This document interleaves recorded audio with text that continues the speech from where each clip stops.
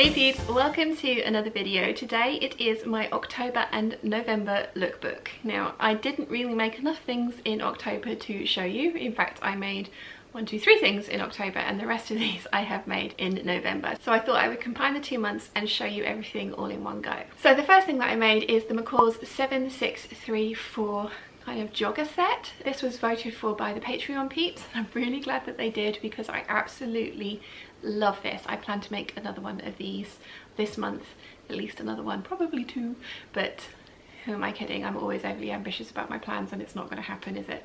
It'll be fine. I absolutely love this jogger set. I wasn't going to include what they asked for is actually grey grain ribbon, but I used bias binding instead and I really like how it looked, and it's down the legs, sides of the legs of the trousers as well.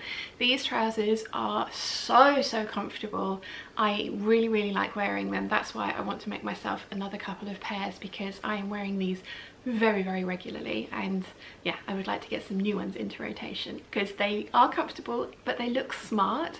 I like wearing them as a set with this top, but I also wear them with different t-shirts, some of the ones that I have made this month or last month, and then I also like to wear them with with a different style of jumper. I do wear this jumper with jeans as well, so I find that this is a really versatile kind of set, and it's again another reason I want to make some more ones because I just really enjoy wearing it.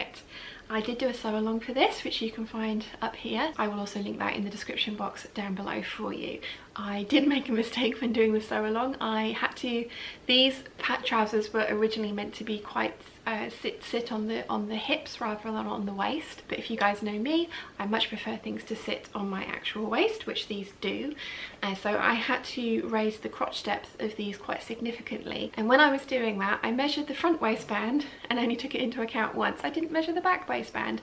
Thankfully I had added 2 inches of wearing ease to the depth that I wanted to add, and it's worked out perfectly. I have about ½ an inch of wearing ease, but that is really good. I think if I had had the 2 inches of wearing these could have ended up very MC Hammer if I hadn't been careful. So it was a happy accident, but it is something that you want to bear in mind when you're watching that video, and I also put that in the description of that video just to make sure that everybody was aware. I am going to be doing a standalone tutorial on how I alter crotch depths on trousers because I basically have to do it all the time because I have such a long torso in comparison to the rest of my body.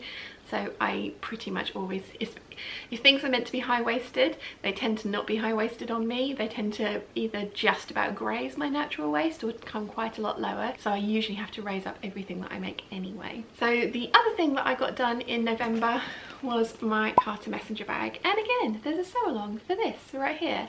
This was the bag that I taught at the KB October retreat at Lyle Coombe. It was a great success. Loads and loads of people finished their bags, and the few that didn't were so close, and fingers crossed that they have finished it with the tutorial that went up on my channel. I absolutely love this bag. I used it for at least a solid month. I've gone back to my Celine because I want to start taking my Filofax around with me, and unfortunately that doesn't fit in the Carter bag, but I really enjoy using this, and I will go back to using it because I'm making myself a Dior style book bag to carry my laptop and my Filofax around so that I can have a small handbag. So I will start using this again, but I absolutely love it. The faux leather is from Textile Express. They don't have this colour anymore, but I highly recommend their faux leathers, and again I will leave them linked down below. I also have enough of this faux leather that I bought myself to make myself the Ziggy Moto jacket, which is going to be happening, but this is actually a gift from the lovely Susie. She bought some of this and had it sent to me for me to make her an NCW, and then said that I could keep whatever was left, and she incredibly generously bought 2 meters of this, so I got a beautiful bag out of it, and I also have enough to make a purse, which I'm very excited about. Talking about Susie, I also finished her large NCW in the cream faux leather that again she got from the textile centre and had sent to me, and again way over ordered, and I now have a lovely stash of that as well. It looks like this.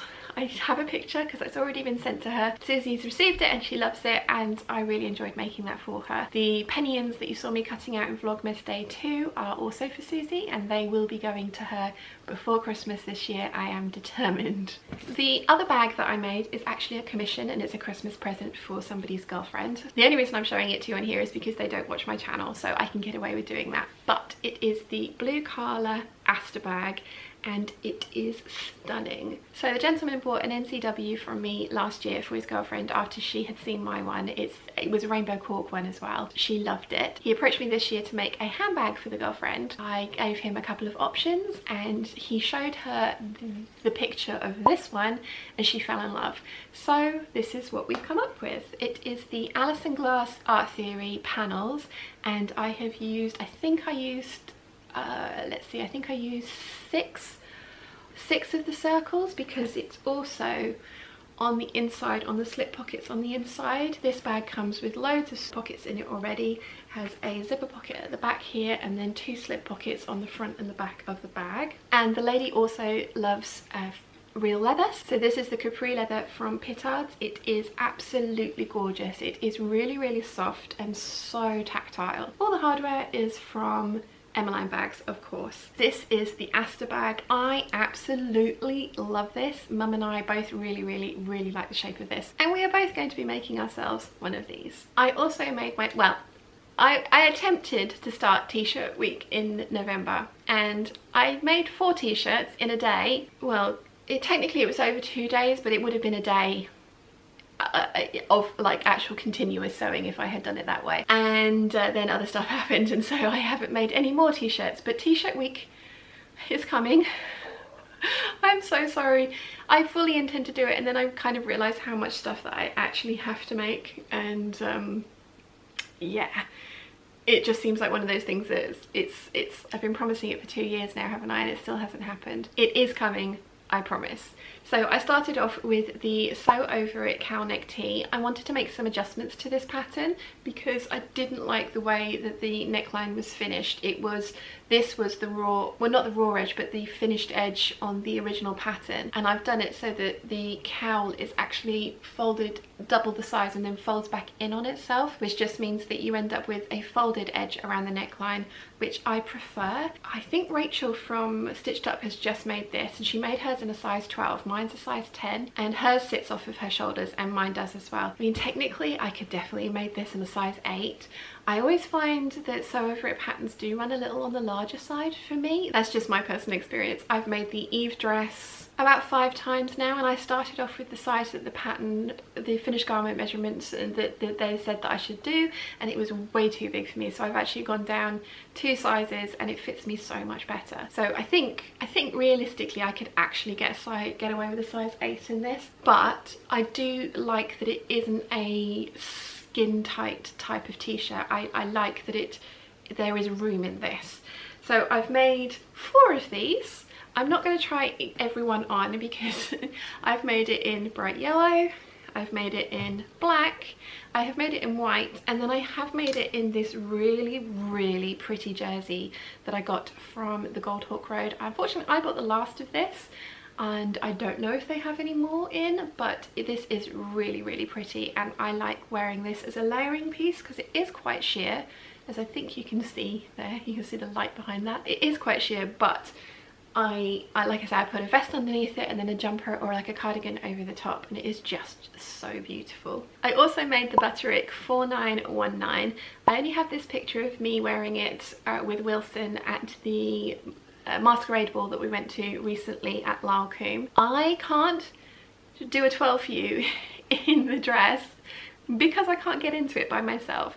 It has hooks and eyes that you need to do up at the back because it's like a wrap bodice, so it has a zip as well, but the front wraps around and you hook and eye those together, then you zip it up, and then you wrap the front, the back part around to the front and either tie it around the back again, or you can tie it in a knot like I did at the front, which I actually preferred. But yeah, I can't get into that by myself so I can't show you a twirl in that one as yet, but it is coming because I am doing a sew along for that dress. I will do a standalone review of the pattern for that dress as well, because there are some points that I would like to make about that pattern and go in more in depth in than I can do here. So that is everything that I have made in October and November. And it's not a lot. I have spent a lot of the last couple of months getting admin type things done.